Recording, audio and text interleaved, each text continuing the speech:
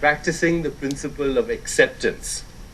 Acceptance means that I can create the future, I can revise the past, but this moment I should accept as is.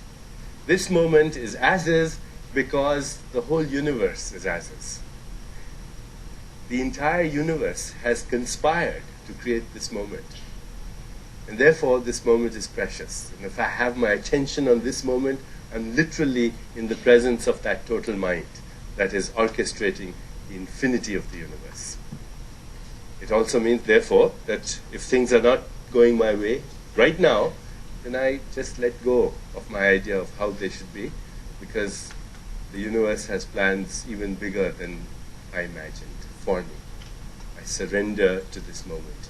In surrendering to this moment, I accept things, situations, people, circumstances as they are, not as I wished they were. I can still create the future, of course. The second principle that allows for that is responsibility. Responsibility without guilt, responsibility without shame. The word responsibility, in fact, means the ability to have a response. And the more creative your responses are to every challenge in your life, the more responsible you are.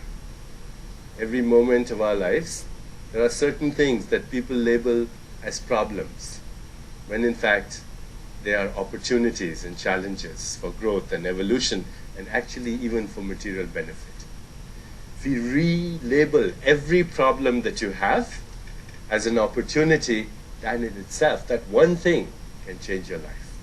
And responsibility means that you get in touch with your own feelings, with your own emotions, as and when they occur. The well-known psychiatrist Dr. David Viscott, has a very good paradigm in which he explains this.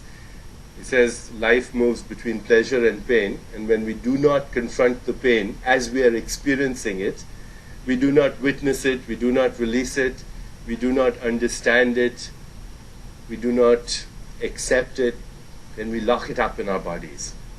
And that remembered pain manifests later as anger, as hostility. That remembered pain can be anticipated in the future as anxiety and fear. That same pain, when it is directed back into your own self, is experienced as guilt. And all the depletion of energy that occurs with all these things is depression. Anger and hostility and fear and anticipation of misfortune, guilt, depression. These are all the problems that arise when we do not get in touch with ourselves. And as we get in touch with ourselves and consciously witness the pain that we are having as we are having, then we are behaving responsibly. Responsibility is the ability to surrender to the pain as well as to the pleasure. Life moves between these two banks all the time. That's not the problem. The problem is when we get stuck on either bank. Responsibility, therefore, is also the affirmation of our own freedom. Nobody can hurt me unless I give them permission to do so. And it is up to me. If my internal reference point is my ego, is this over here, if this is my internal reference point, then as Castaneda has said in one of his books, that will make it necessary for me to remain offended for the rest of my life. But if my internal reference is this, then nobody has permission to hurt me in any way. The third component of the law of least effort is the practice of relinquishing the need to defend your point of view. Defenselessness doesn't mean that I don't have a point of view. In fact, all I am is a point of view. But when I lose the need to defend my point of view, then I become invincible. The secret of invincibility is defenselessness. If you read the Yoga Sutras of Patanjali, an ancient text of yoga, As I have said previously, the word yoga comes from the same root as the Latin word yoke, which means to unify the experience of body, mind, soul, spirit, and environment. Then you will see that in that framework of unity, invincibility comes from defenselessness.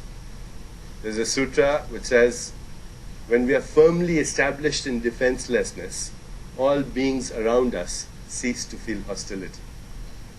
There's nothing to attack. Okay, let's summarize the law of least effort.